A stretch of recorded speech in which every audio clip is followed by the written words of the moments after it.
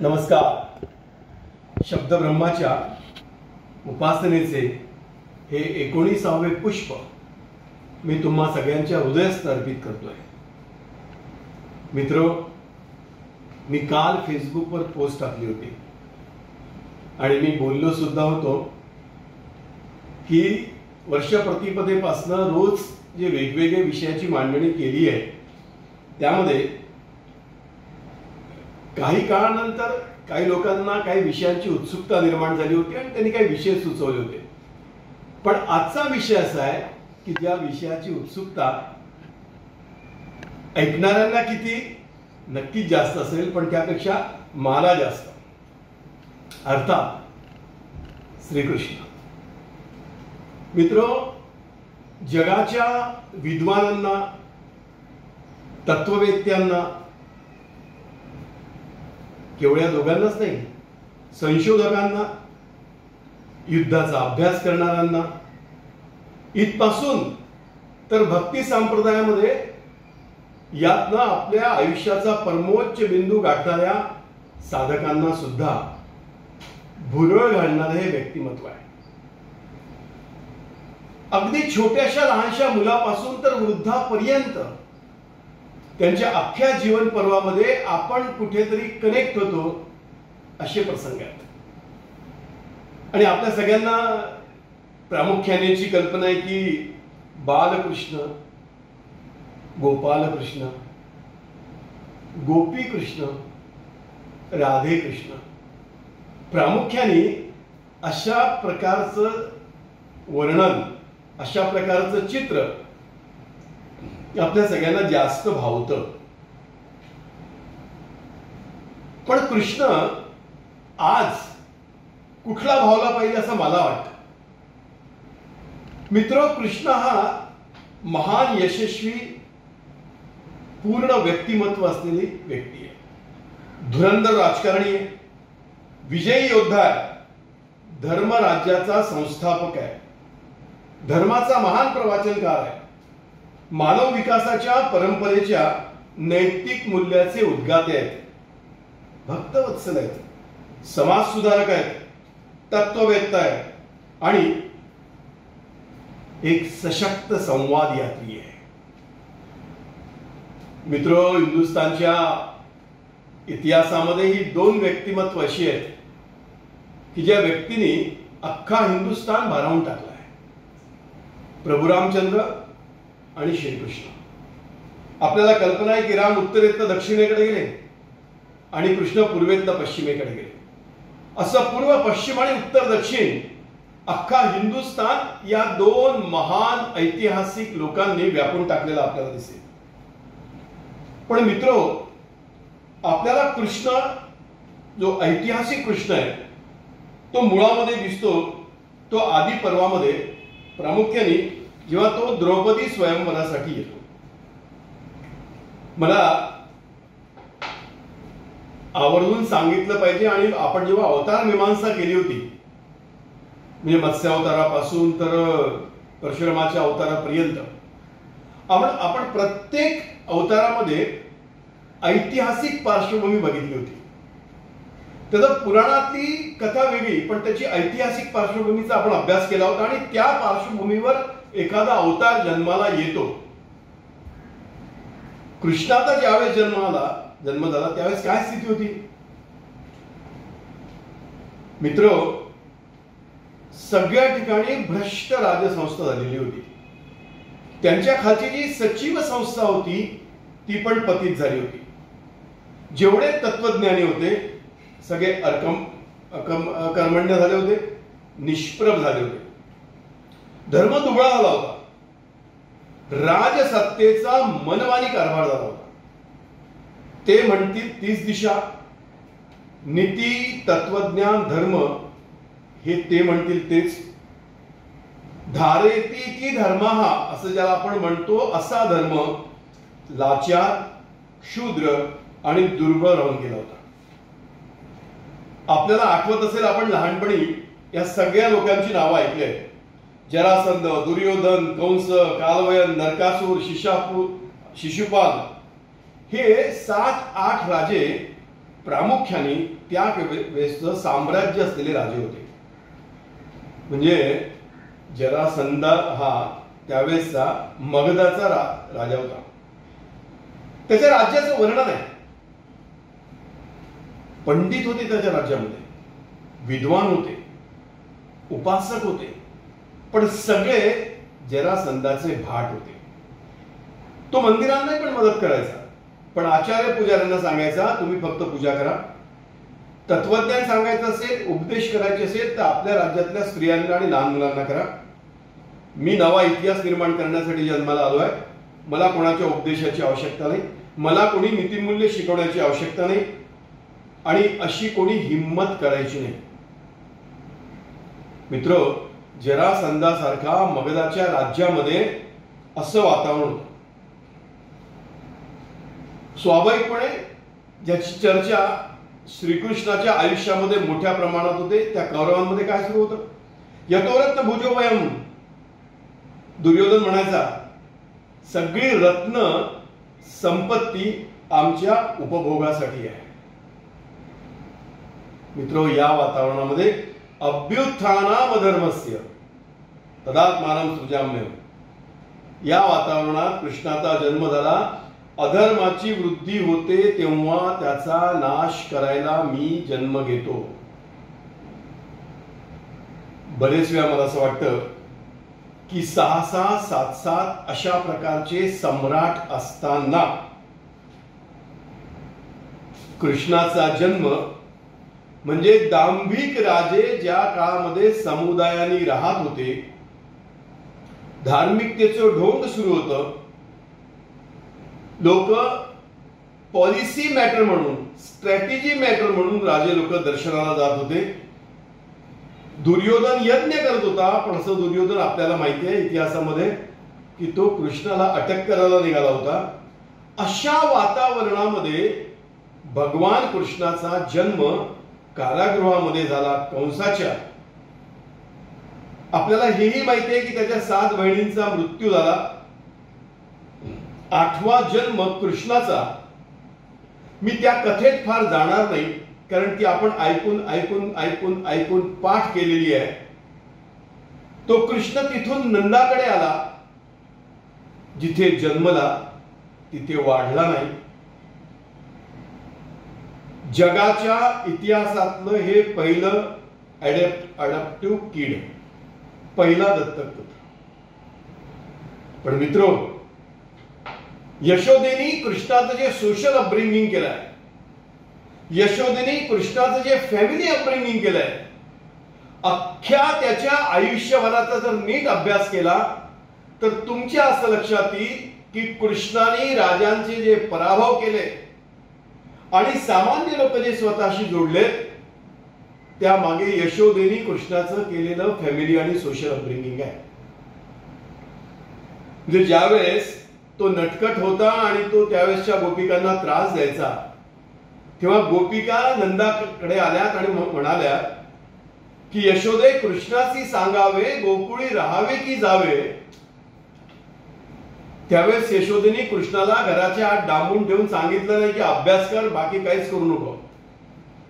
त्यांनी सांगितलं या गायी घे आणि रानात चरायला घेऊन जा. एकाच वेळेस किती संस्कार दिलेत. उंबरठा ओलांडल्याशिवाय शिक्षणाच्या वास्तविकतेचं भान येऊ शकत नाही. पहिला संस्कार दिला.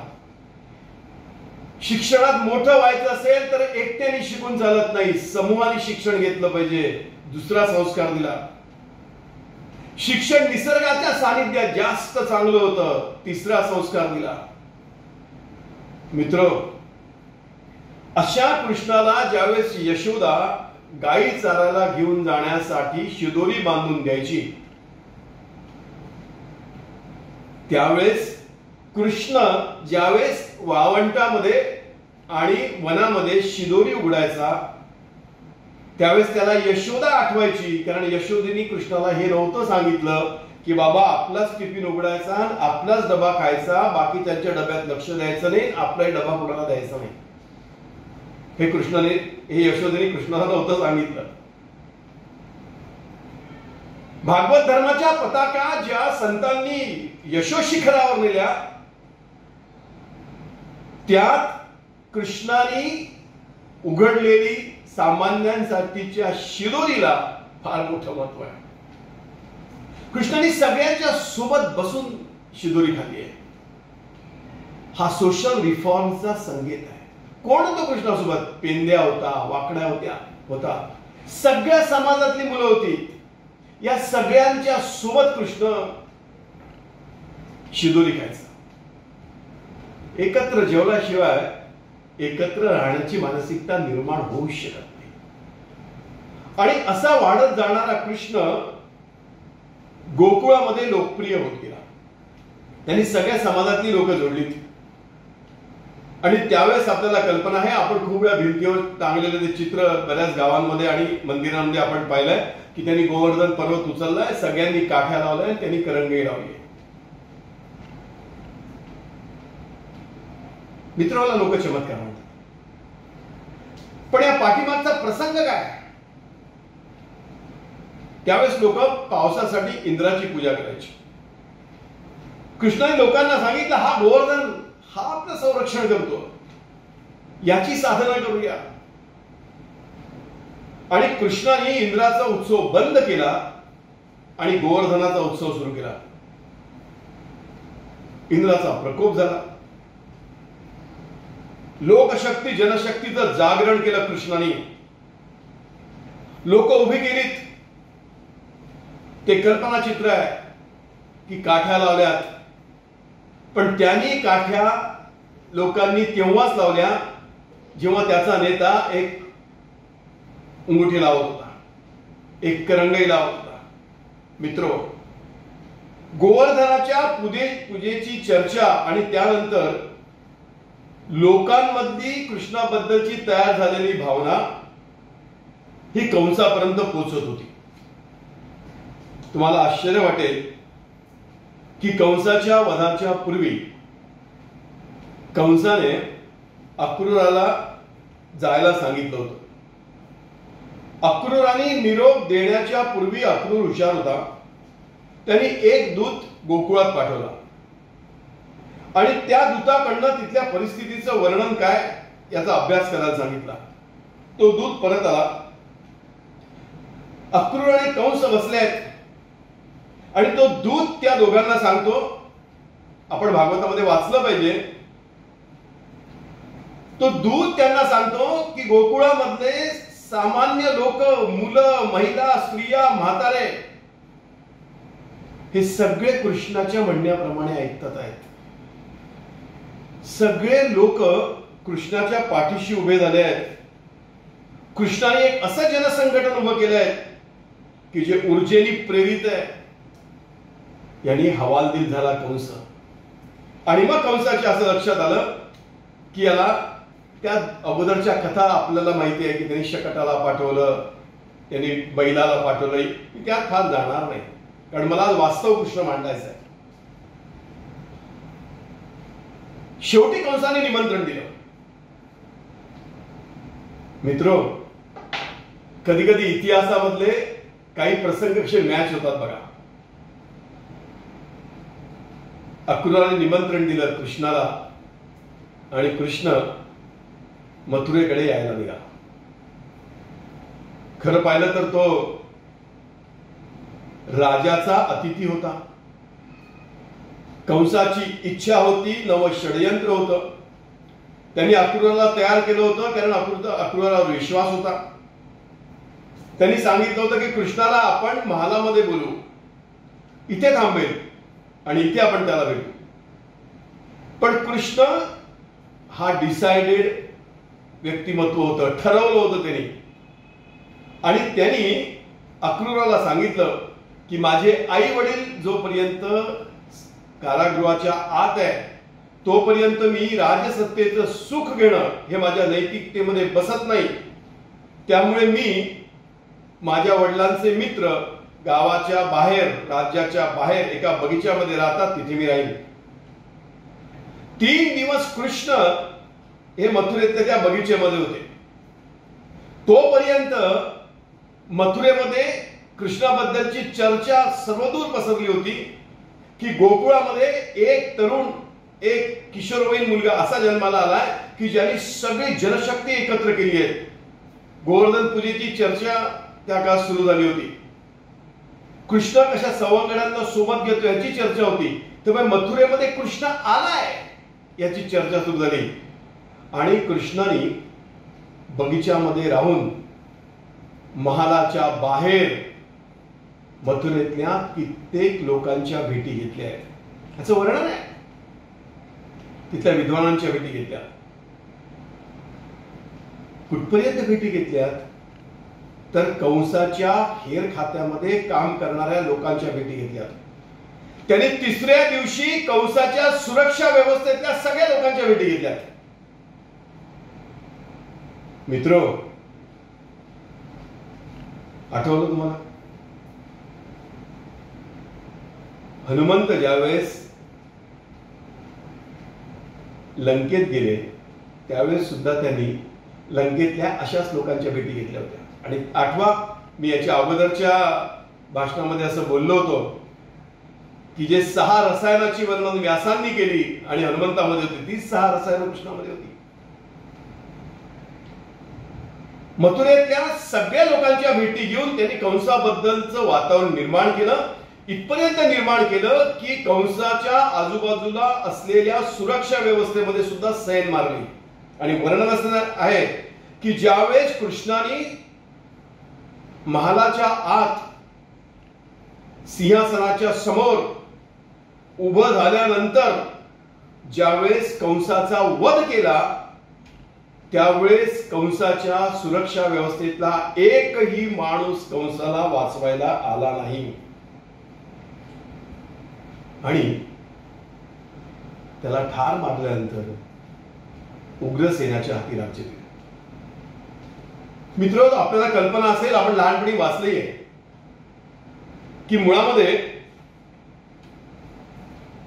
कंस आणि जरासंध हे नातेवाईक होते. कोण होते हे मित्र? कंस आणि जरासंध हे सासरे आणि जावई होते. कंसाच्या 2 मुली या दोन बायका या जरासंधाच्या मुली होत्या. त्यामुळे दोन्ही बायका पळत जरासंधाकडे गेल्या. मगधामध्ये जरासंध मोठा राजा होता आणि तिथून संतापलेल्या मथुरेच्या राजांनी, आपल्या मगधाच्या राजांनी कृष्णावरती 18 वेळा आक्रमण केली आहे. 18 वेळा. आणि छोट्याशा चिमुकल्या गोकुळ मथुरेतल्या सैन्याने जरासंधाचे मोठमोठे आक्रमण परतून लावले आहेत. म्हणजे ज्यावेळेस संभाजीराजे जेलमध्ये होते आणि राजाराम राज्य चालवत होते आणि औरंगजेबाला असं वाटलं होतं की आपण महाराष्ट्र पादाक्रांत करून टाकू, पण शिवराय गेल्यानंतर कित्येक वर्ष सामान्य मावळ्यांनी औरंगजेबाला झुलवत तर ठेवला नाही, तर त्याला महाराष्ट्रामध्ये गाळून टाकला. मित्र, मथुरेच्या आणि गोकुळाच्या सामान्य सैनिकांनी 18 वेळा जरासंधाचा पराभव केला. म्हणजे 16वी वारी आटोपली आणि 17व्या वारीसाठी जेव्हा काल यवन आला तोपर्यंत त्याच्या लक्षात आलं की एवढंच छोटस सैन्य पण हे हारत नाही. शेवटी काल यवनांनी कृष्णाला असं म्हणलं की बाबा रे, आता तू हारत चाललाय, आता तुझं माझं प्रत्यक्ष युद्ध होऊ दे. कृष्ण म्हणला ये. बोलावलं त्याला सभागृहात. कृष्ण सिंहासनावर बसलेले आणि समोर कालयवन. आणि जसा कालयवन युद्धासाठी ललकार दिल्यानंतर धावत गेला तशी कृष्णाने सिंहासनावर खाली उडी मारली आणि पळत महालाच्या बाहेर पडला. तो समोर पळतोय, त्याच्या मागे कालयवन पळतोय. पळत पळत पळत पळत गिरिव्रज पर्वतावर कृष्ण पोहोचला आणि तिथे मुष्कुंद ऋषी नावाचे एक ऋषी तपस्या करत बसले होते. त्यांना देवानी वर दिला होता. अक्रूर देवांच्या आणि असुरांच्या लढाईमध्ये त्यांनी देवांना मदत केली होती. त्याला वर दिला होता की तुला जो कोणी मध्ये झोपेतून उठवेल तो समोर आला की त्याचा भस्म होईल. कृष्णाला याची कल्पना होती. आणि आपल्या सगळ्यांना ती कथा माहिती आहे की कृष्ण आतमध्ये गुहेच्या आतमध्ये शिरला, झोपलेल्या ऋषींवरती एक स्वतःच शेला टाकला आणि बाजूला कोपऱ्यात जाऊन उभा राहिला. काल यवन आला आणि त्याला असं वाटतं की पळतोय, भिवून पळतोय आणि मला चिडवण्यासाठी झोपतोय. तो त्याला लत्ता प्रहार करतो आणि ऋषी एकदम जागे होतात, त्याच्याकडे बघतात आणि भस्म होतात. कृष्ण प्रणाम करतात, म्हणजे तुमचं काम झालंय, तुम्ही झोपा. मित्र, पुढे माझ्या मांडणीत लक्षात राहील की माहिती मला जरासंधाचा वध केला कृष्णाने. त्याला कल्पना होती की जरासंधाला आपण युद्धात हरवू शकत नाही. आणि 18 स्वाऱ्या केल्यानंतर लक्षात आलं की मथुरा गोकुळ हा भाग हा किती काळ लढेल. म्हणून कृष्णाने अख्खी राजधानी मथुरेवरून हलवून द्वारकेला नेली. आणि नंतर आपल्या सगळ्यांना कल्पना आहे की प्रवेशामध्ये ते भीमाला आणि अर्जुनाला घेऊन गेले युधिष्ठिराच्या परवानगीनंतर, कारण त्यांना राजसूय यज्ञ नीट करून घ्यायचा होता. आणि नंतर मुष्टी युद्धामध्ये भीमाकडनं त्याचा पराभव करून घेतला. मित्रो, बरेच वेळा कृष्णाबद्दलची आपली धारणा अशी असते की कृष्ण युद्ध लढला नाही आणि जे कुठला लढला ते पुराणामध्ये हे लढला. पण प्रत्यक्ष कृष्ण युद्ध लढला शस्त्र घेऊन, असा कृष्णाचा आपला एक इतिहास आहे. मित्रो, आपण सगळ्यांनी नरकासुराचा वध ऐकलेला आहे. पण प्राग ज्योतिषपूरला ज्यावेळेस नरकासुराचा आतंक माजला होता, त्यांनी 16,108 स्त्रिया बंदिस्त करून ठेवल्या होता, स्त्रियांवरचा अत्याचार वाढला होता. त्यावेळेस कृष्णाने निर्णय केला होता की याला आता प्रत्यक्ष जाऊन हरवावंच लागेल.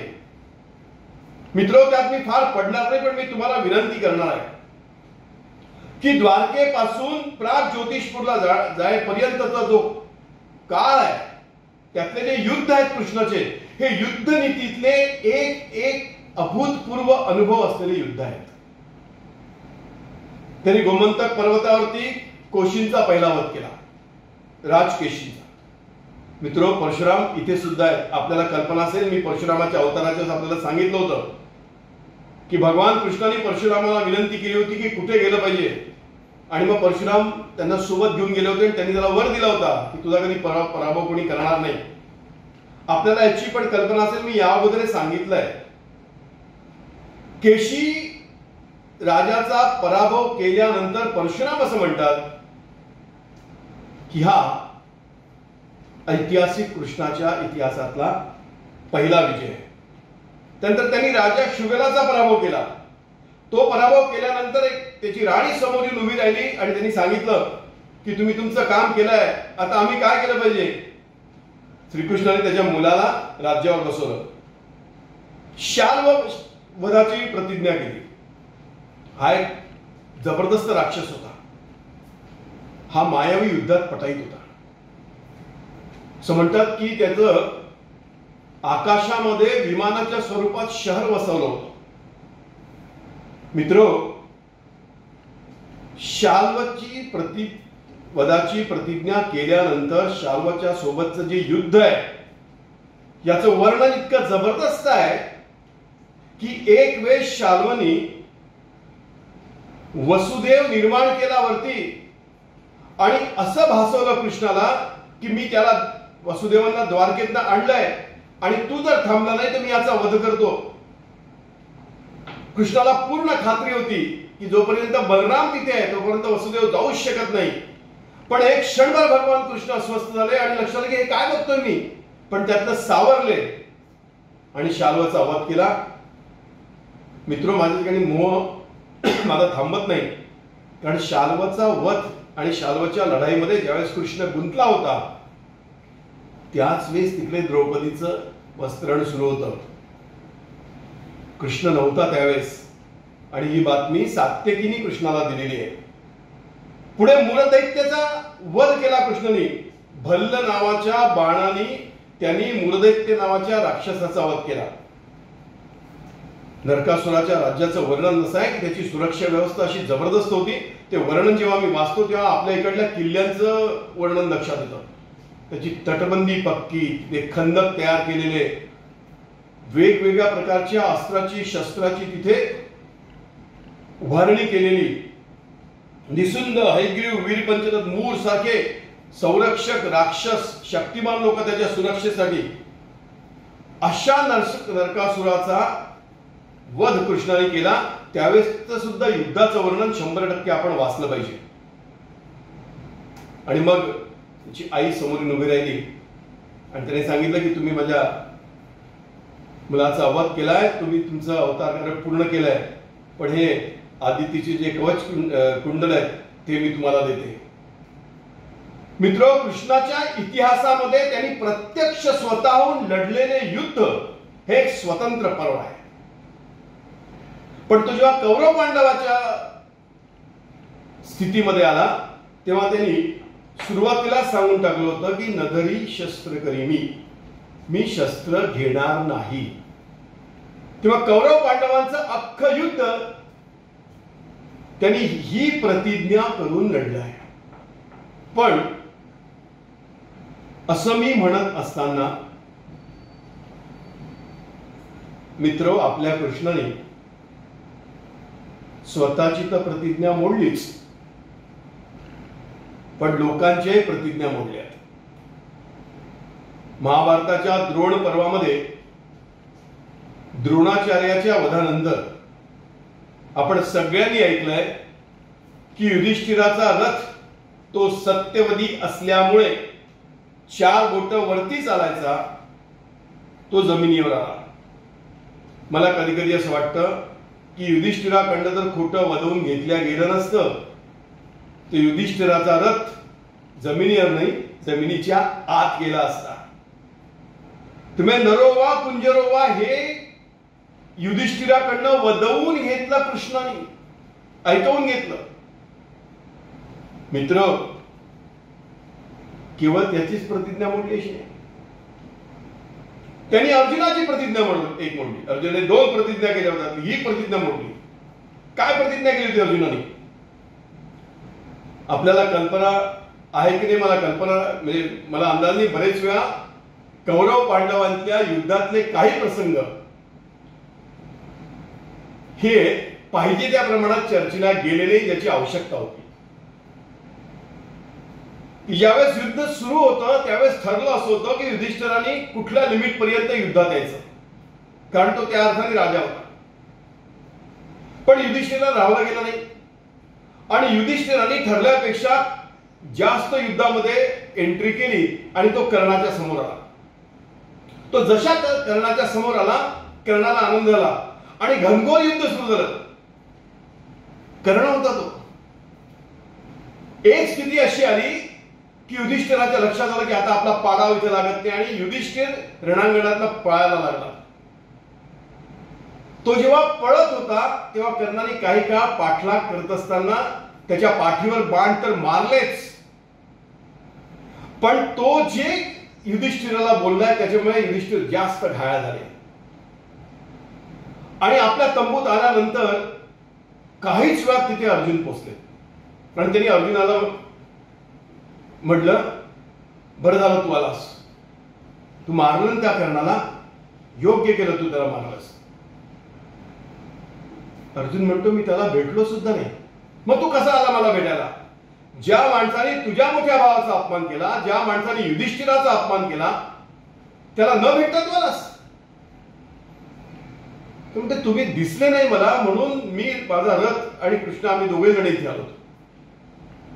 आणि संतापलेल्या युधिष्ठिराने रागाच्या भरात अर्जुनाला असं म्हणलं, एवढा स्वतःला योद्धा समजतोस?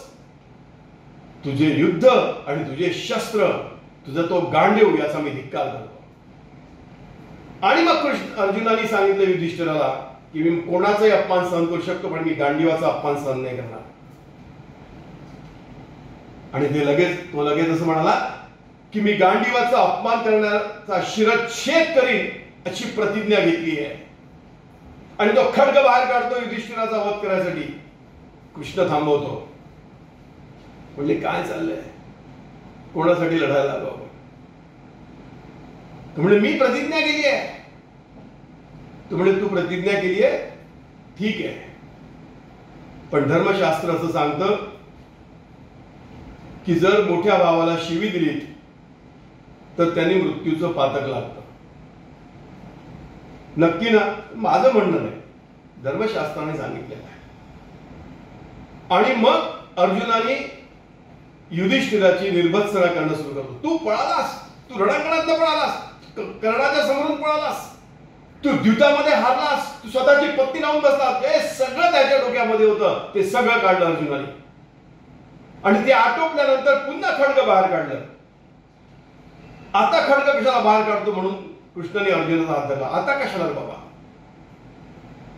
तो म्हणले मी मोठ्या भावाचा अपमान केलाय आणि मी ही प्रतिज्ञा केली होती मी कधीच असा अपमान करणार नाही. आता मला माझं मुंडकं कापल्याशिवाय पर्याय नाही, मला आता आत्महत्या केल्याशिवाय पर्याय नाही. कृष्ण म्हणतो थांब बाबा 2 मिनिटं. आपल्या इथे असं म्हणलंय तू जर आत्मस्तुती केली तर त्याला आत्महत्येचं पातक लागतं. नक्की ना? तेवढे धर्मशास्त्रात सांगितलंय. आणि मग तो स्वतःची स्तुती करणं सुरू करतो. सगळं आटोपल्यावर कृष्ण म्हणतात झालं ना आता, चला आता कौरवांच्या विरोधात युद्धाला आपण सुरुवात करू. त्यांनी अर्जुनाची प्रतिज्ञा पण मोडली, त्यांनी भीष्माची पण प्रतिज्ञा मोडली. नधरी शस्त्र करी म्हणणारा कृष्ण हा ज्यावेळेस भीष्माचार्य धुमाकूळ घालत होते त्यावेळेस त्याच्या अंगावर रथाचं चाक घेऊन धावलाय. एवढंच नाही, भीष्माची प्रतिज्ञा मोडायला लावली. कुठल्या स्त्रियांवर हात उचलणार नाही म्हणण्याच्या समोर शिखंडी आणून उभा केला. म्हणजे अर्जुनाची प्रतिज्ञा, युधिष्ठिराची प्रतिज्ञा, भीष्माची प्रतिज्ञा. आणि आपल्याला कल्पना आहे ज्या योद्ध्यांनी पांडवाकडनं कौरवांच्या युद्धामध्ये सगळ्यात जास्त धुमाकूळ घातला त्या भीमाची पण एक प्रतिज्ञा होती, जोपर्यंत मी युद्धभूमीवर असेन तोवर मी शस्त्र त्याग करणार नाही. पण त्यालाही एक वेळेस शस्त्राचा त्याग करायला लावला. ज्यावेळेस अश्वत्थाम्याने द्रोणाचार्याच्या मृत्यूनंतर नारणास्त्र सोडलं, हाहाकार माजला, शस्त्र हातात घेतलं की मृत्यू येत होता. हे लक्षात आलं कृष्णाच्या. कृष्णाने सगळ्या लोकांना सांगितलं शस्त्र खाली टाका आणि हात जोडून नारणास्त्रासमोर उभे राहा. मित्र, सगळ्यांनी ऐकलं, भीम ऐकतच नव्हता. वर्णन असं आहे कुरुक्षेत्रावरचं की सगळ्या प्रमुख योद्ध्यांनी भीमाला मागून कर्कच्च पकडलं आणि भीमाच्या हातचं शस्त्र खाली फेकलं आणि सांगितलं ह्याच्याशिवाय पर्याय नाही. मित्र, भीमाचं सुद्धा प्रतिज्ञा कृष्णाने मोठी आहे. कर्णाने पण प्रतिज्ञा केली होती. कौरव पांडवांच्या महाभारतामध्ये प्रतिज्ञा आणि त्या वेळेसचे निर्णय हे एक स्वतंत्र अभ्यासाचं पर्व आहे. कर्णाने प्रतिज्ञा केली होती पण ती कौरव पांडवाच्या दृष्टीने सोयीची होती. ज्यावेळेस कौरव पांडवांचा युद्धाचा निर्णय झाला, निर्णय झाल्यानंतर कृष्णशिष्टाई अपयशी ठरली होती. कौरवांकडे निरोप गेला, युद्ध अटळ आहे. पांडवांकडे निरोप गेला, युद्ध अटळ आहे, युद्धाची तयारी करा. युद्धाची तिथी ठरली, या दिवशी युद्ध सुरू. त्याच्या पूर्वी निरोप घेऊन ज्यावेळेस कौरवांकडे दूत पोचला त्यावेळेस दुर्योधन, कर्ण, धृतराष्ट्र, शकुनी सगळे एकत्र बसले होते. ठरलं दुसऱ्या दिवशी निर्णय करायचा. राजदरबार भरला आणि भरलेल्या राजदरबारामध्ये दुर्योधन पोचला आणि दुर्योधनाने घोषणा केली की पांडवांसोबतचं युद्ध अटळ आहे, या तिथीला युद्ध होणार आणि कौरवांचं नेतृत्व हे भीष्म करतील. दुर्योधनाने घोषणा केल्या केल्या कर्ण उठून उभा राहिला. म्हणजे जोपर्यंत भीष्म कौरवांचं नेतृत्व करेल तोपर्यंत मी युद्धात सहभागी होणार नाही. दुर्योधन अस्वस्थ झाला. तो दुसऱ्याची कर्णाला भेटायला गेला. म्हणजे काय बोलतोयस तू? मित्र आहेस माझा, सखा आहेस. तो म्हणजे मला विचारलं होतं. मी प्रतिज्ञा केली आहे जोपर्यंत भीष्म तोपर्यंत कर्ण कुरुक्षेत्रावर नाही. आणि 10 दिवस कर्ण कुरुक्षेत्रावर आला नाही. त्याचे परिणाम कौरवांना भोगावे लागले. कधी कधी एखाद्या प्रसंगामध्ये कृष्ण राजस व्यवस्थेमध्ये काम करणाऱ्या लोकांनी आपली निर्णय प्रक्रिया कशी केली पाहिजे याचे उदाहरण घालून देतात. मित्रो, ज्यावेळेस असाच संदेश पांडवांकडे गेला, काय घडलं तिकडे? कृष्णाने 5ही पांडवांना एकत्र केलं, चर्चा केली. म्हणजे तुम्ही 5 पांडव आहात, स्वतःच स्वतंत्र अस्तित्व आहे, क्षमतावान आहात तुम्ही.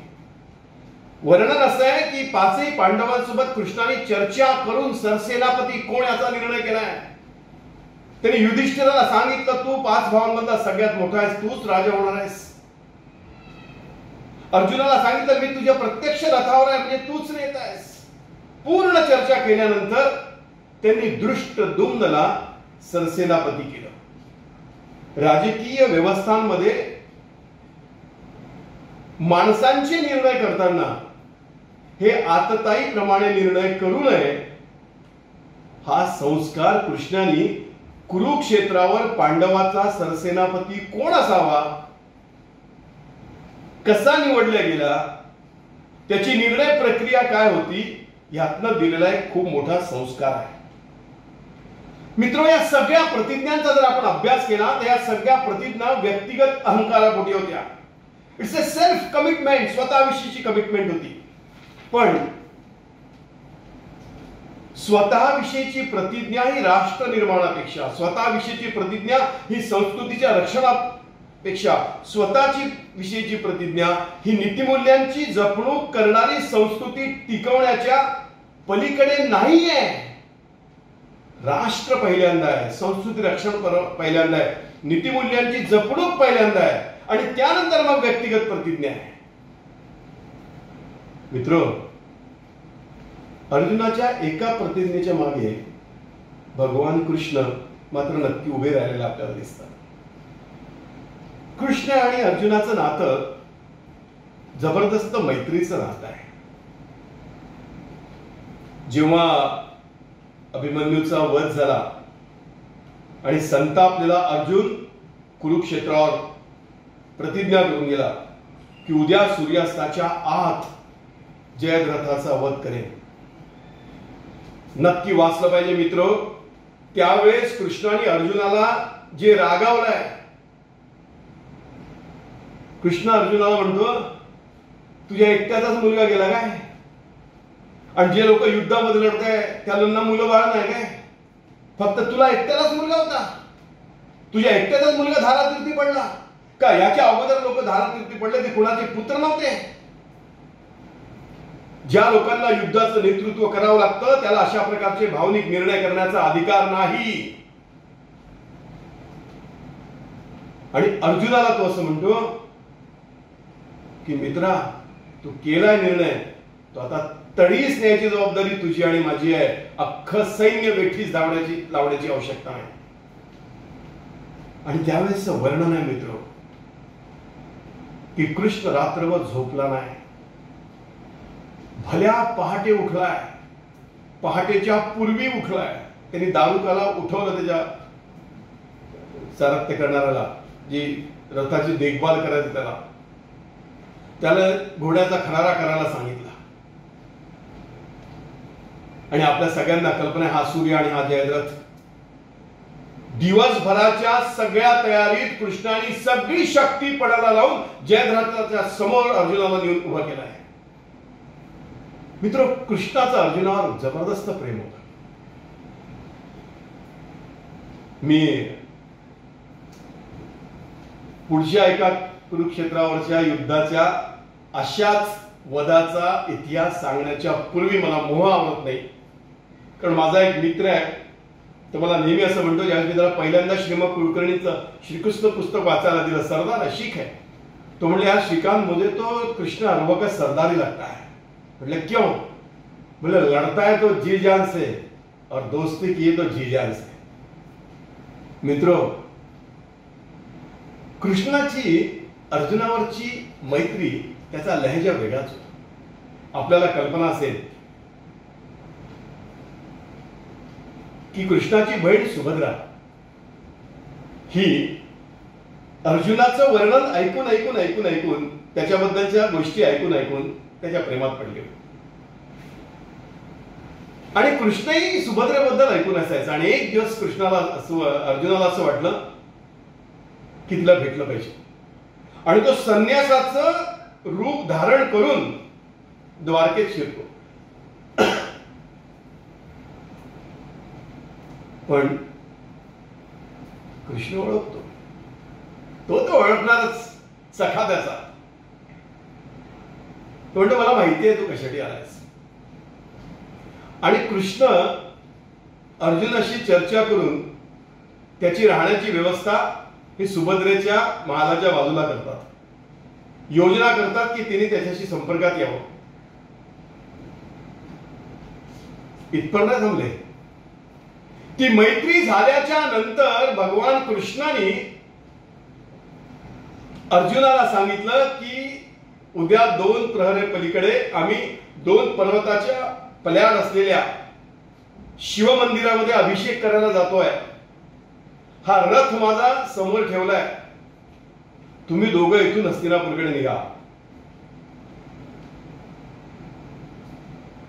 आणि तिकडे शिवस्तुती, शिव अभिषेक सुरू आणि लोक काही सांगायला येतात की द्वारकेतनं सुभद्रेच्या सोबत रथावरती एक व्यक्ती भरधाव रथ घेऊन जाताना पाहिलाय.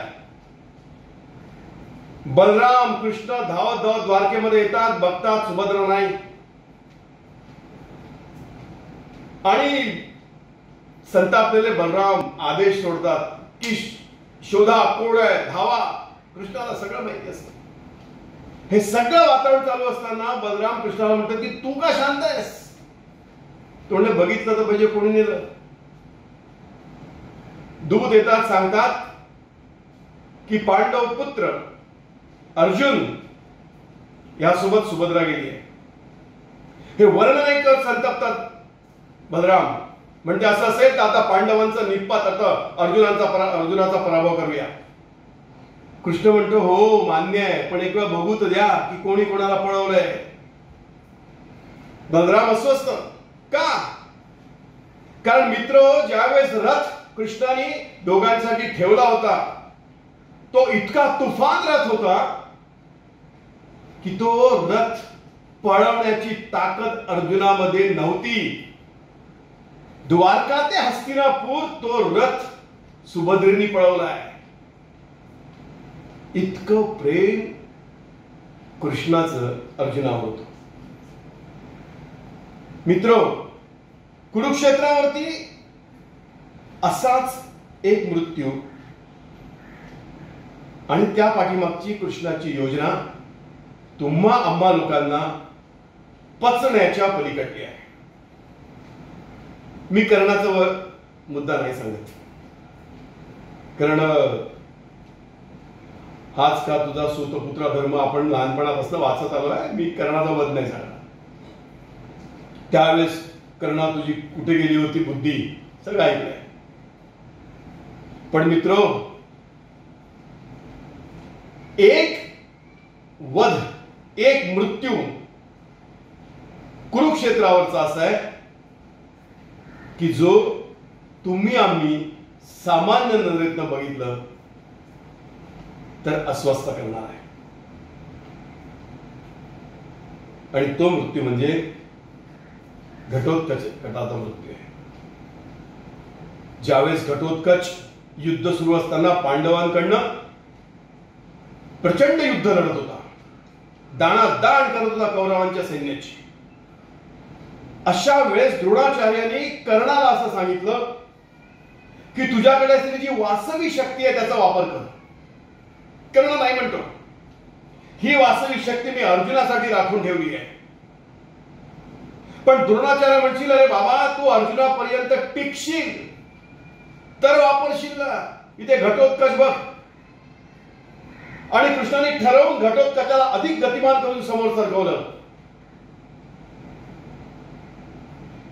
आणि शेवटी कर्णाने वासवी शक्तीचा उपयोग करून घटोत्कचाचा वध केला. वर्णन असं आहे की त्या दिवशीचं युद्ध आटोपल्यानंतर पांडवांमध्ये सन्नाटा होता. अस्वस्थ होते लोक सगळे. आणि केवळ अस्वस्थ नव्हते तर भीम दाय मोकळून रडत होता. त्याचा पुत्र होता तो. पण ज्या दालनामध्ये युधिष्ठिर बसले होते त्या दालनामध्ये कृष्ण टाळ्या वाजवत आतमध्ये गेले. युधिष्ठिराने कृष्णाला पकडलं, काय करतोय? तो म्हणले, हो काय करतोय म्हणजे काय? तुला रे घटोत्कचाचा वध झालाय, माहितीये होणारच होता. तू म्हणजे का म्हणजे अर्जुन की घटोत्कच, काय पर्याय? आणि नंतरचं वाक्य पोटात गोळा आणणार आहे कृष्णाचं. ते म्हणले, राज्य आल्यानंतर शांततेच्या काळात जे लोक अडचण ठरू शकतात त्यांना युद्धाच्या काळातच त्यांचा हिशोब चुकता केला पाहिजे. भगवान कृष्णाने कुठल्या स्तरापर्यंत कौरव पांडवांचा अभ्यास केला, कौरव पांडवांना व्हिज्युअलाइज केलं, हे आपल्या सगळ्यांच्या लक्षात येत असेल. मित्रो, हे 18 दिवसाचं युद्ध आहे. या 4 लाख लोक गेली आहेत. 18 अक्षणी सैन्य होतं. त्यातलं 17 अक्षणी सैन्य, 11 हे कौरवांसोबत होतं, 7 हे पांडवांसोबत होतं.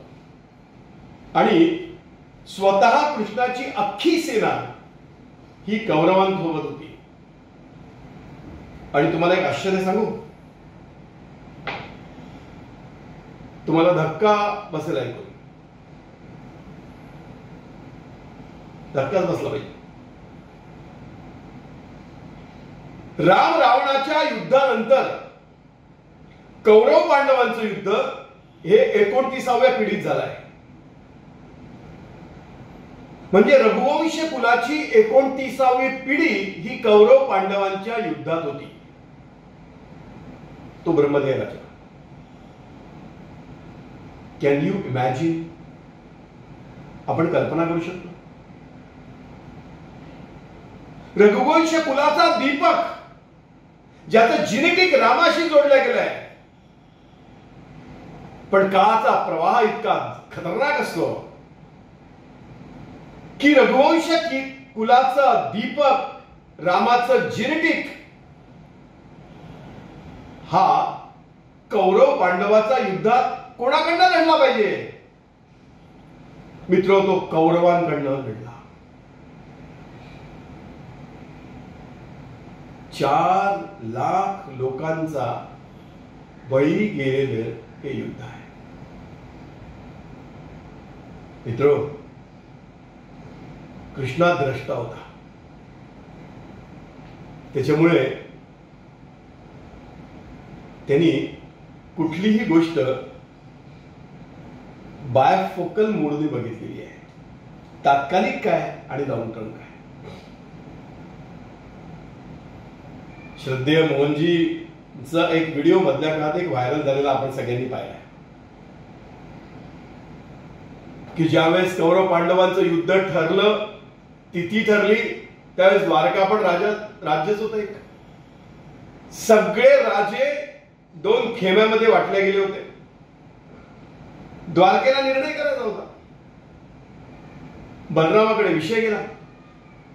बलरामाने लोकांना बोलवलं, दरबारात चर्चा केली. कोणाकडनं जायचं?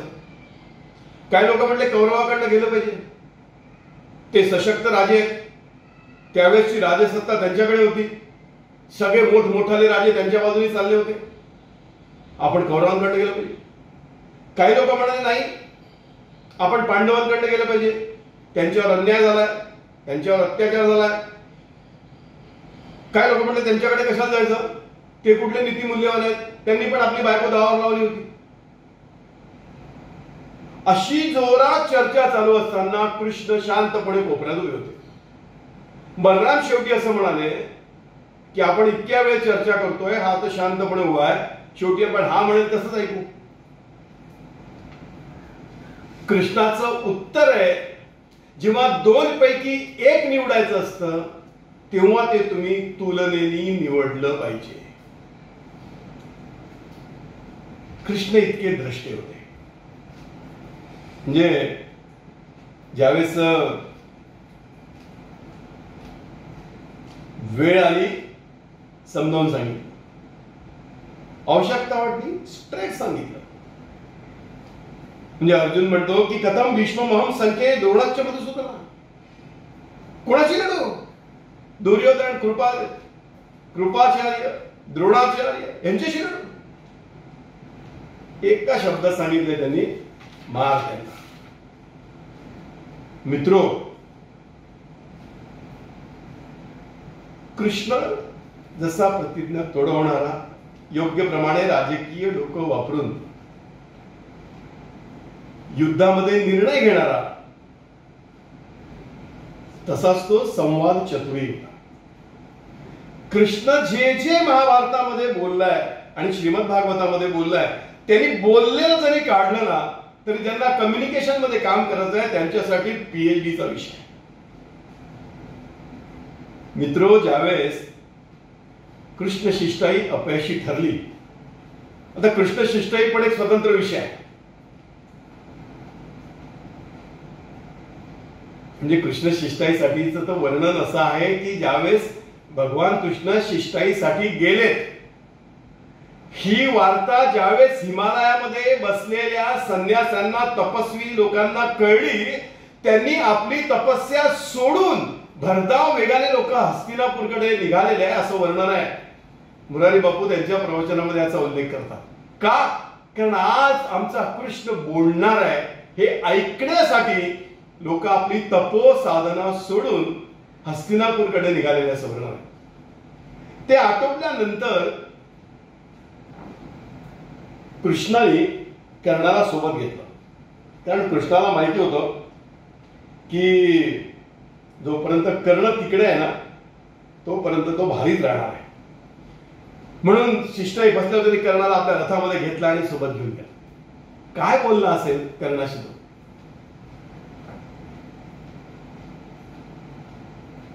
वाचल्यावर असं वाटतं की हाच तो कृष्ण आहे का?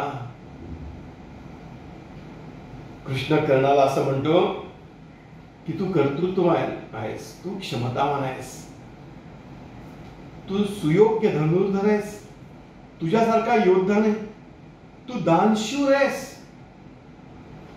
आणि त्याला तू कोणाचा पुत्र आहे ते सत्य सांगून टाकलं. इथपर्यंत थांबून कृष्ण थांबला नाही, म्हणले पाचही भावांना तुझ्या पायाशी आणून उभं करीन, हे राज्य तुला पुढे चालवायचं आहे, तू सगळ्यात मोठा आहेस. इथपर्यंत कृष्ण थांबले नाही. ते म्हणले मी तुझा दास म्हणून काम करेन, मी तुझा अनुयायी म्हणून काम करेन. इथपर्यंत तुम्ही समजू शकतो. पण पांडवांचं हित आणि पांडवांच्या हितासोबत नीतिमूल्यांचं रक्षण करणारं राष्ट्र उभं करण्याचं कमिटमेंट हे कृष्णाला कुठपर्यंत नेतं, तर ते कर्णाला असं म्हणतात की मी 5 पांडवांमध्ये विभागलेली द्रौपदी तुझ्या सुद्धा हिस्स्याला आणि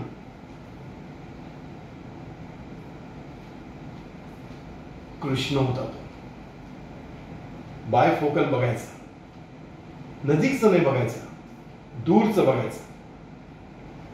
मला कधी कधी वाटतं की कृष्णाने सांगितलेली गीता आणि हा विषय आला म्हणजे मला कधी कधी दूर गेल्यासारखं वाटतं विषयापासून. पण मी जर नाही त्याचा उल्लेख करू शकलो तर मला याचं वाईट वाटेल. मित्र, जगाच्या पाठीवरचं हे एकमात्र तत्वज्ञान असं आहे की जे तरुण कृष्णाने तरुण अर्जुनाला क्लासरूम मध्ये आश्रमशाळेच्या कुटीमध्ये नाही सांगितलंय. भगवान कृष्णाने अर्जुनाला सांगितलेली गीता कुरुक्षेत्रावर सांगितली आहे, युद्धभूमीवर सांगितली आहे. दुर्दैवानी याला धर्माच्या पुस्तकाशी जोडल्या जातं. ती चूक पण नाही, कारण धारे ती धर्म, असं धर्म जर आपण म्हटलं तर ते चूक पण नाहीये. पण गीता ही सामान्यांच्या प्रश्नाचं सर्वोत्तम उत्तर आहे. मग प्रश्न कुठलाही असू देत. कारण कृष्णाने अर्जुनाला जी गीता सांगितली त्या प्रत्येक अध्यायाच्या शेवटी त्यांनी कृष्णार्जुन संवादे असं म्हणलंय. मार्गदर्शन नाही, आदेश नाही, ऑर्डर नाही, ज्ञान नाही, कृष्णार्जुन संवादे असं म्हटलंय. आणि मित्रो, हा जो संवाद आहे हा कृष्णाने केवळ याच प्रकारचा नाही केला. जेव्हा वेळ आली ना तेव्हा कृष्णाने परखड संवाद केलाय, स्पष्ट संवाद केलाय. दुर्योधनाला असं वाटलं होतं की आपण कृष्णाला आपल्या ताब्यात घेऊया. आणि ज्यावेळेस कृष्ण द्वारकेतून हस्तिनापुरात आले तर दुर्योधन त्यांना भेटायला गेला. आणि त्याला असं वाटलं की आपण कृष्णाला बोलून बोलून आपल्या ताब्यात घेऊया.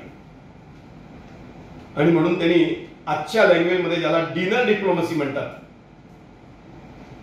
या अंतर्गत, अर्थात ते शकुनीने सांगितलं होतं त्याला, कृष्णाला भेटायला गेला आणि सांगितलं की आपण जेवण करू एकत्र, तुम्ही जेवायला माझ्या घरी या. काय कृष्णाचं उत्तर आहे?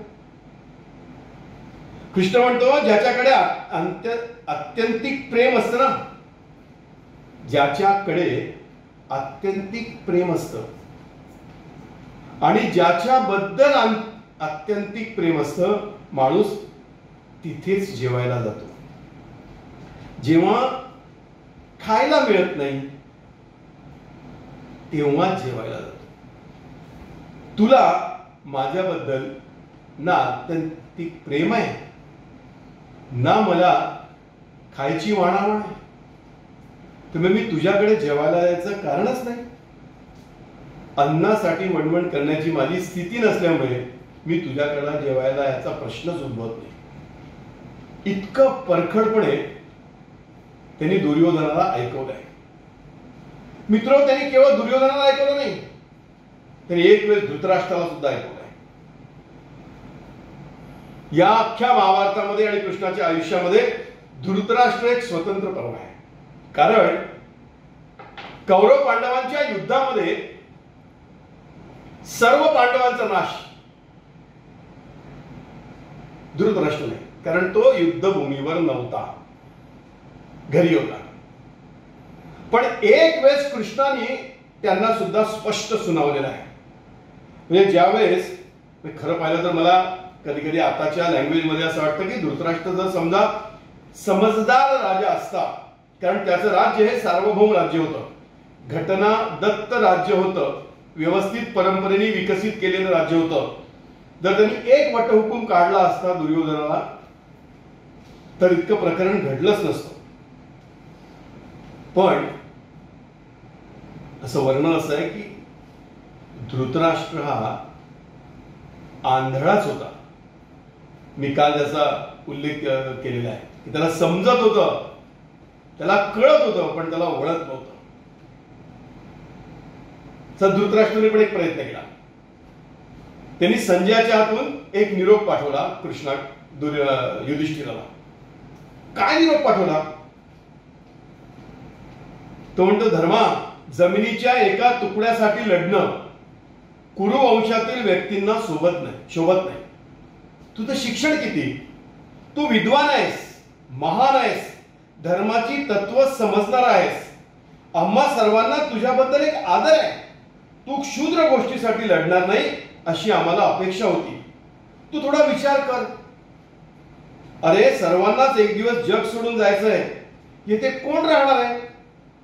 तू आत्मविकास कर, जीवन विकास करीत जा, जीवनाचा अर्थ शोध आणि यासाठी भगवंतानी खरं पाहिलं तर तुला जीवन दिलंय. राज्य आणि उपभोग हे भोगण्यासाठी युधिष्ठिरा तू नाही आहेस, धर्मराजा तू नाही आहेस.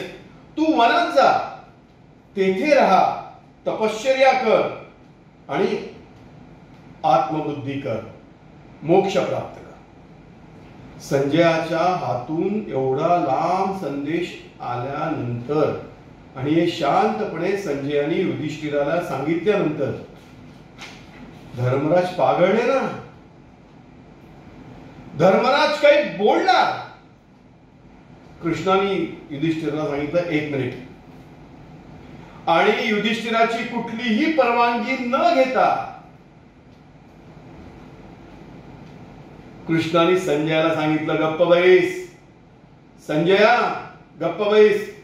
धृतराष्ट्राला जाऊन सांग, अत्यंत सुंदर दैवी उपदेश केलाय तुम्ही, त्याबद्दल तुमचे धन्यवाद. परंतु हा उपदेश जेथून निघालाय ना तेथेच त्याचे आचरण झाले तर बरे.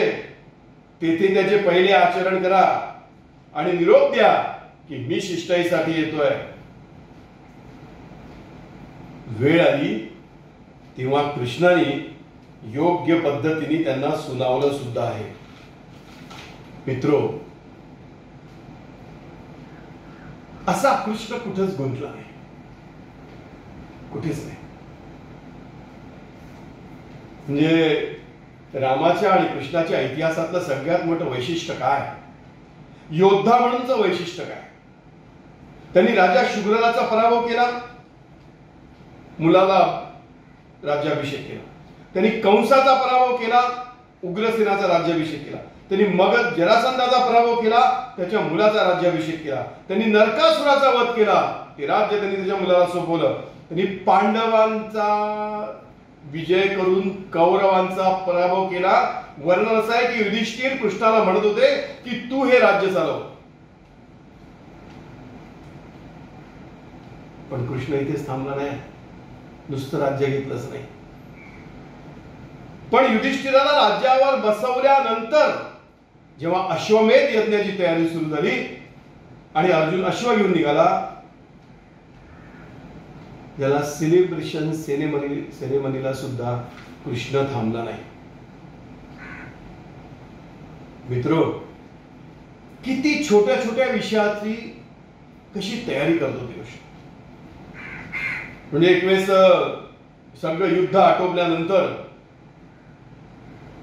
काकांना भेटावं अशी इच्छा झालीच. आणि युधिष्ठिर, भीम, नकुल, सहदेव, अर्जुन हे सगळेजण युधिष्ठिरला भेटायला गेले.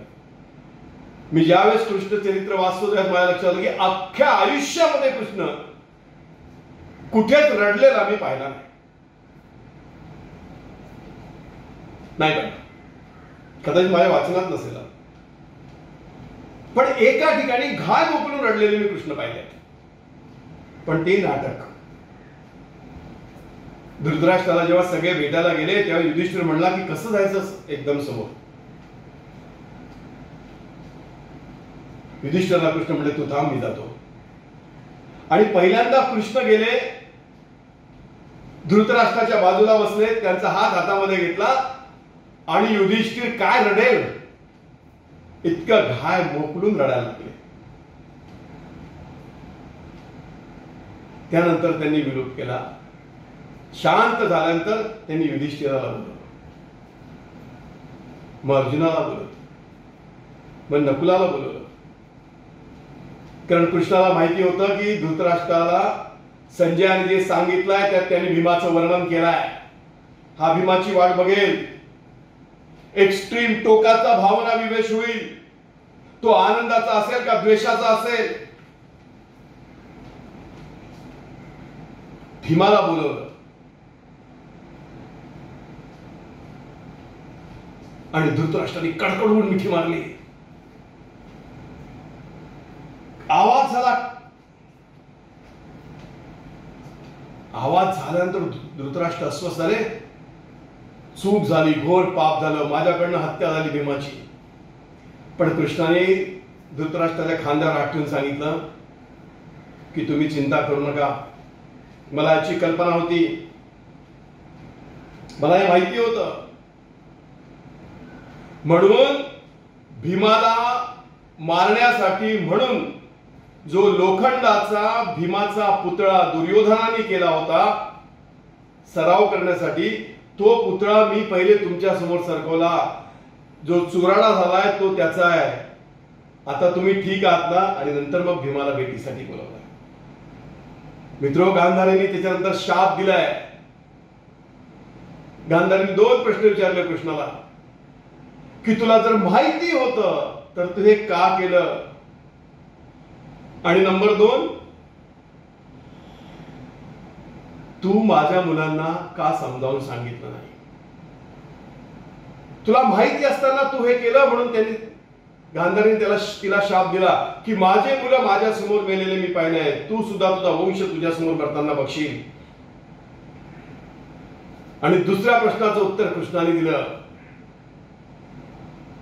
की गांधारी, जे मुलं स्वतःच्याच मायबापांच्या म्हटल्याने ऐकत नाही ते माझ्या म्हटल्याने ऐकतील हे तू गृहीत धरलं कसं. राहिला तुझ्या शापाचा विषय, ते तू दिलेला शाप मला वरदान आहे. तू म्हणले 36 वर्षानंतर होईल तुझ्या मुलांचं राज्य. 12 वर्ष होतं, आता माझे पांडव 36 वर्ष राज्य करतील आणि मी कोणाच्या मारणाने मरणार नाहीये. आणि आपल्या सगळ्यांना कल्पना आहे की कृष्णाने आपलं अवतार कार्य कसं संपवलं. पण मित्र, मला खूप वेळा असं वाटतं की महाभारताच्या सौकिक पर्वामध्ये एक प्रसंग आहे. तो प्रसंग अद्भुत आहे, घडलेला प्रसंग आहे, इतिहास आहे. ज्यावेळेस अश्वत्थामाला धरायसाठी कृष्ण, अर्जुन आणि भीम हे 3 जण निघतात, त्यावेळेस अश्वत्थामा समोर बघितल्यानंतर त्याच्याकडे सरसावत जेव्हा समोर निघतात तेव्हा अश्वत्थामा भीमाला आणि अर्जुनाला असं म्हणतात की एक पाऊल जरी समोर टाकलं ना तर ब्रह्मास्त्र सोडील. पण या दोघांना असं वाटलं की हा करणार नाही, आणि दोघांनी एक पाऊल समोर टाकलं, आणि जसं पाऊल समोर टाकलं तसं अश्वत्थामाने ब्रह्मास्त्र सोडलं. ब्रह्मास्त्र सोडल्यानंतर व्यासांनी आदेश दिला अश्वत्थामाला की अस्त्र मागे घे. सृष्टीचा आणि पृथ्वीचा प्रश्न आहे. अश्वत्थामा म्हणतो मला हे अस्त्र फक्त सोडता येतं कारण माझ्या वडिलांनी ते शिकवलं, ते मला परत घेता येत नाही कारण ते शिकवण्याच्या आत माझ्या वडिलांचा मृत्यू झाला. त्याला म्हणतात जे अस्त्र परत येता येत नसतं ते सोडण्याचा अधिकार कुठल्याही योद्ध्याला नाही. पण अस्त्र सुटलं होतं. त्याने अर्जुनाला सांगितलं, व्यासांनी आदेश दिला, अर्जुनाने प्रत्यक्ष सोडलं, ते निष्प्रभ केलं आणि आपलं अस्त्र परत घेतलं. पण हे आटोपल्यानंतर अश्वत्थामाने ओरडून सांगितलं कृष्णाला, कृष्णा, मी दुर्योधनाला शब्द दिला होता की पांडवांचा वंश मी मारेल, संपवेल. माझ्या ब्रह्मास्त्राने अभिमन्यूच्या पत्नीच्या उत्तरेतल्या गर्भातला जो अंश आहे तो निष्प्रभ झालेला, तो निस्तेज झालेला, तो संपला आहे. कृष्ण म्हणतो मला माहिती आहे होणार होतं म्हणून मी सुरक्षा करून आलो आहे. पण तो जेव्हा परत येतो तेव्हा कुंती, उत्तरा आणि द्रौपदी रडत येतात. म्हणजे कृष्ण हे काय झालंय, नाहीये गर्भामध्ये. म्हणजे होऊ शकत नाही, नाहीये. त्यावेळेस कृष्णाचं वाक्य आहे. कृष्ण असं म्हणतो की मी जर खोटं बोललो नसेल, म्हणजे तुम्हा सगळ्या लोकांना विनंती आहे, अख्ख्या कृष्णाच्या आयुष्याचा क्लायमॅक्स आहे हा. कृष्ण असं म्हणतो की मी जर आयुष्यभर खोटं बोललो नसेल, मी जर आयुष्यभर रणांगणातून पळून गेलो नसेल, लोकपूर्वम मया मिथ्या स्वैरस्य पितराकन, मी जर आयुष्यात खोटं बोललो नसेल, मी जर रणांगणातनं पळून गेलो नसेल, तर उत्तरेच्या पोटातला गर्भ हा जिवंत होईल. आपण काय ऐकत आलो आतापर्यंत? स्वतःची प्रतिज्ञा तर मोडलीच, भीष्माची पण मोडवली, अर्जुनाची मोडवली, युधिष्ठिराची मोडली, कर्णात सगळ्यांच्या स्वतःची मोडली. आणि रणांगणात अख्खी राजधानी पळवून नेली आहे दुसऱ्या ठिकाणी. मग सत्य काय? मग फॅक्ट काय? कारण तो कुंतीला म्हणतो की मी जर रणांगणातून पळून गेलो नसेल आणि मी जर असत्य बोललो असेल, सत्य बोललो नसेल, तर उत्तरेच्या पोटातला गर्भ जिवंत होईल. आणि झाला जिवंत. म्हणून पांडवांची कुळ समोर गेलं, म्हणून पांडवांचा वंश वाढला. मग खरं काय? त्याचं उत्तर पुढच्या श्लोकात ते देतात. स्वैरस्य पितराचल सर्वभूत अत्यत्तम. काय म्हटलं त्यांनी? सर्वभूतमिदं सत्यत्तम एतत् सत्यम मतम मम.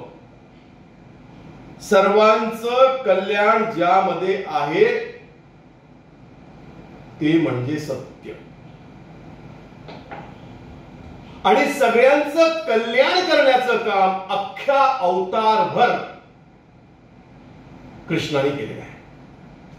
त्याची सत्याची परिभाषा कुठली? त्यात सगळ्यांचं कल्याण आहे. जगाच्या कल्याणा संतांच्या विरोधी. मित्रो, मला कधी कधी वाटतं की तो सगळ्यात होता, पण तो कोणातच नव्हता. तो गोकुळात होता, तो मथुरेत होता, तो बालगोपालांमध्ये होता, तो गोपिकांमध्ये होता, तो पांडवांमध्ये होता, तो द्रौपदीमध्ये होता, तो सुभद्रेमध्ये होता. कोणातच नव्हता.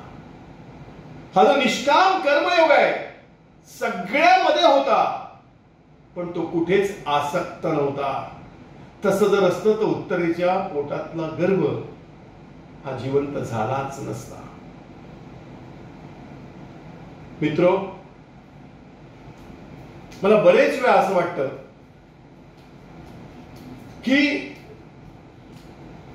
एखाद्या ईश्वरी तत्वाची प्रतिमा इतिहासाच्या आधारावर बघितली पाहिजे.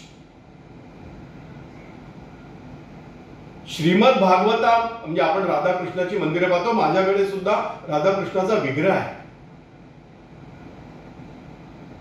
पण श्रीमद भागवतामध्ये राधेचा उल्लेख नाही, महाभारतामध्ये राधेचा उल्लेख नाही. हा 10व्या शतकामध्ये आणलेला आहे. पण दुर्दैवाने बरेच वेळा इतक्या ईश्वरी तत्वाची उपासना करताना मला खूप वेळा जाणवत आहे की वगनाट्याच्या नावाखाली म्हणा किंवा अन्यान्य गोष्टी करण्याच्या नादाखाली भगवान श्रीकृष्णाचं कुठलं रूप आणतो आपण डोळ्यासमोर. ज्यावेळेस त्यांनी गोपिकांसोबतच्या लीला केल्या त्यावेळेस कृष्णाचं वय काय होतं? ते गोकुळात केलंय त्यांनी. काय वय होतं त्याचं? मित्रो, अशी ईश्वरी तत्व म्हणजे मी खूप वेळा गमतीने याचा उल्लेख करतो सुद्धा आणि कधी कधी करावं की नाही करावं या द्विधेमध्ये मी असतो सुद्धा, की हिंदुस्थानच्या इतिहासातलं हे अद्भुत व्यक्तिमत्व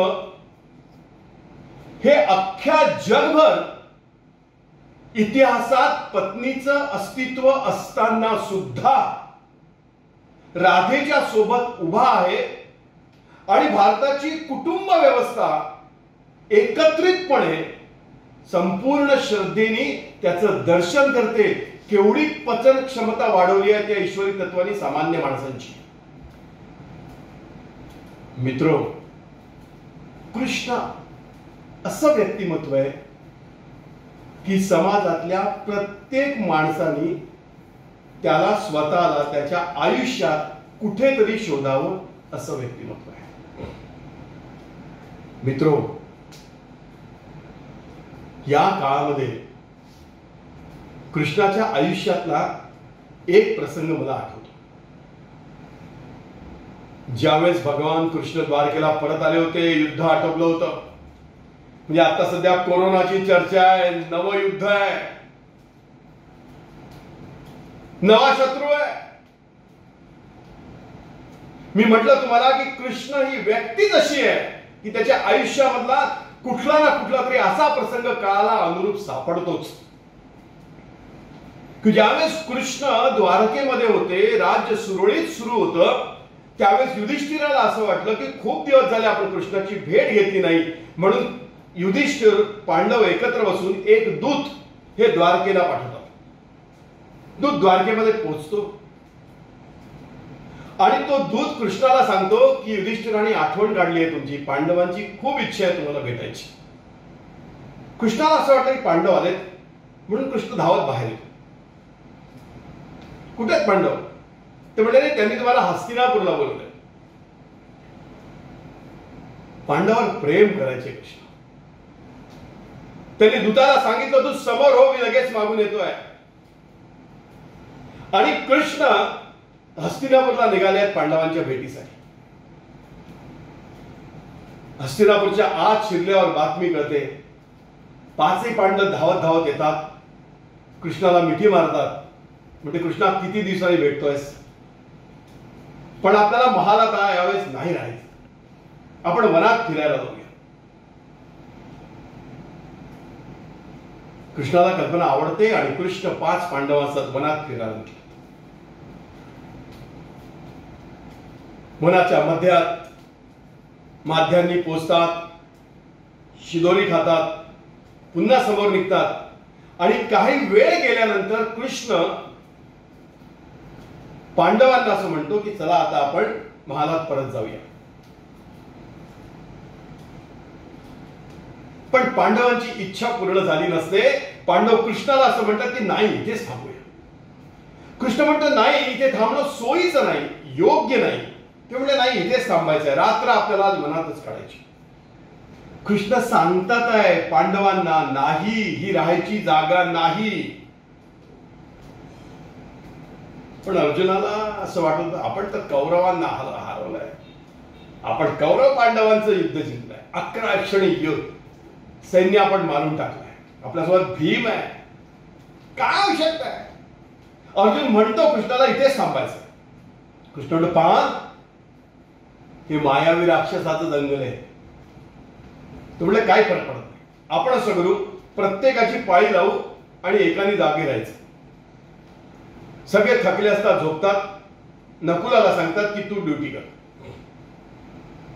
सगळे आराम करायला पडतात. नकुल जागी असतो आणि तेवढ्यात प्रचंड मोठा आवाज येतो की पांडवांनो सावधान,